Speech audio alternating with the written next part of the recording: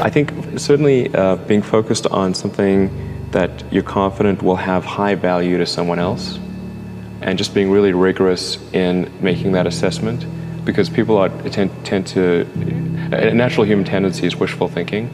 So a challenge for entrepreneurs is to say, well, what's the difference between really believing in your ideals and sticking to them versus pursuing some unrealistic dream that doesn't actually have merit? That is a really difficult thing to tell. Can you tell the difference between those two things? So you need to be sort of very rigorous. I think certainly extremely tenacious, and then just work like hell. I mean, you just have to put in, 80-hour weeks every week.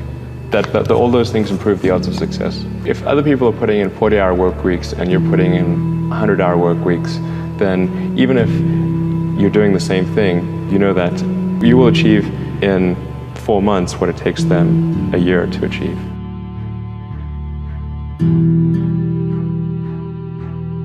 When my brother and I were starting our first company, instead of getting an apartment, we just rented a small office and we slept on the couch. And we showered at the YMCA, and we're so hot up we had just one computer. So the website was up during the day, and I was coding at night. 7 days a week, all the time. So briefly had a girlfriend in that period, and in order to be with me, she had to sleep in the office. So work hard like every waking hour. It's the thing I would say, particularly if you're starting a company. And I mean, if you do simple math, you say like, okay, if somebody else is working 50 hours and you're working 100, you'll get twice as much done in the course of a year as the other company.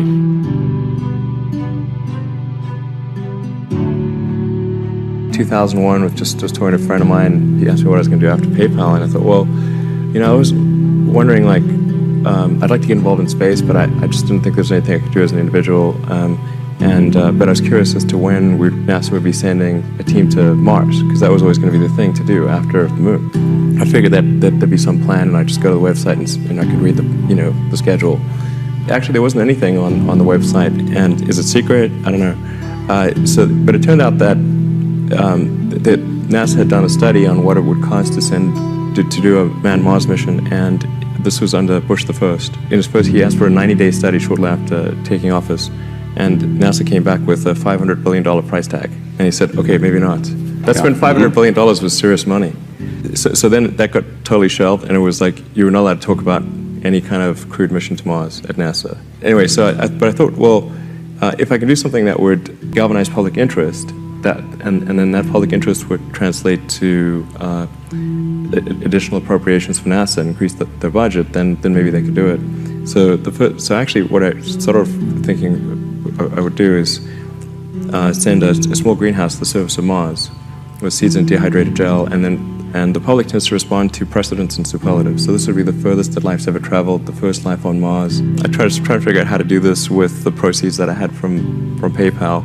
And I was able to figure out how to get the cost of the spacecraft down, and the communications, and the little greenhouse and everything. But the one thing I couldn't compress was the cost to launch, because there are only a few options, and the US options were way too expensive. And so I ended up going to Russia 3 times to try to buy.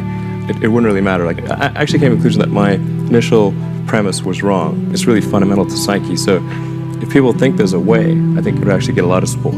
It can't be just banging your head against the wall. I got to believe that this can be done without breaking the federal budget. So that's when I said, okay, well, is there some way to affect the cost of space transport? And got together with a group of people over a series of Saturdays just to try to understand, is there something fundamentally super expensive about rockets, or can the cost be substantially improved? We had a bunch of those kind of brainstorming sessions, and I couldn't see any fundamental obstacle to improving the cost of rockets. So that's when I started SpaceX. At the point, I would say the probability of success was definitely less than 50%. I thought it would most likely not succeed, but it was worth a try.